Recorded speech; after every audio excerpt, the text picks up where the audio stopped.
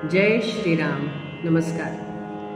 श्री ब्रह्मचैतन्य गोंदवलेकर महाराज यांच्या प्रवचने पुस्तकातील 7 जानेवारीचे प्रवचन.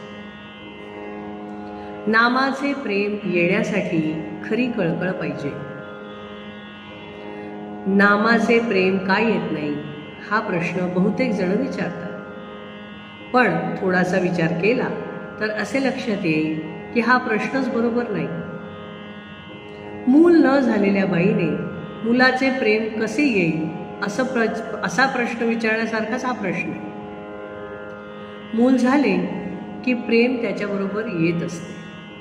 तेव्हा मुलाचे प्रेम कसे येईल हा प्रश्न विचारण्याऐवजी मूल कसे होईल याचा विचार करणं जास्त बरोबर ठरेल. आपण सुद्धा प्रश्न करायचाच असेल तर नामाचे प्रेम कसे येईल असा करण्याऐवजी मुखी नाम कसे येईल असा प्रश्न करणे बरोबर होईल. मुखी नाम यायला वास्तविक आडकाठी कोणाची आहे तर ती दुसऱ्या कोणाचीही नसून आपली स्वतःचीच आहे. वास्तविक एकदा नाम घ्यायचे ठरवून सुरुवात केली की झाले. पण तसे होत नसेल तर दोष दुसऱ्या कोणाचा नसून आपला स्वतःचाच आहे. म्हणून नाम घेणे हे आपले काम आहे.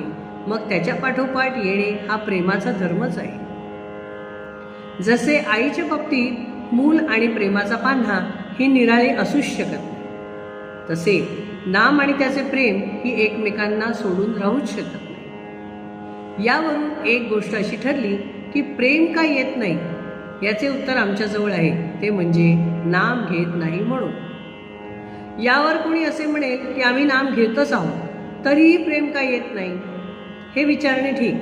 पण आता आम्ही जे नाम घेतो म्हणून म्हणतो याचा विचार केला तर काय दिसेल? पोटी जन्माला आलेल्या मुलाबद्दल जसा कळवळा असतो तसा नामाबद्दल आपल्या ठिकाणी कळवळा नसतो. सर्व संतांनी किंवा आपल्या गुरुने नाम घ्यावे असे सांगितल्यामुळे आपण ते घेतो, किंवा दुसरे काही करायला नाही म्हणून घेतो, इतकेच. अर्थात तसे घेतले तरी आज ना उद्या आपले काम होईलच.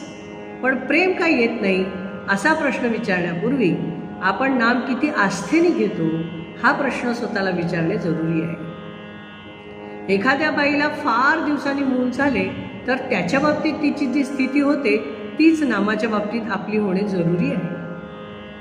आपल्या देहाची वाढ जशी आपल्याला नकळत होते तशी आपली पारमार्थिक उन्नतीही आपल्याला नकळत झाली पाहिजे. ती कळली तर सर्व फुकट जाण्याचा संभव असतो.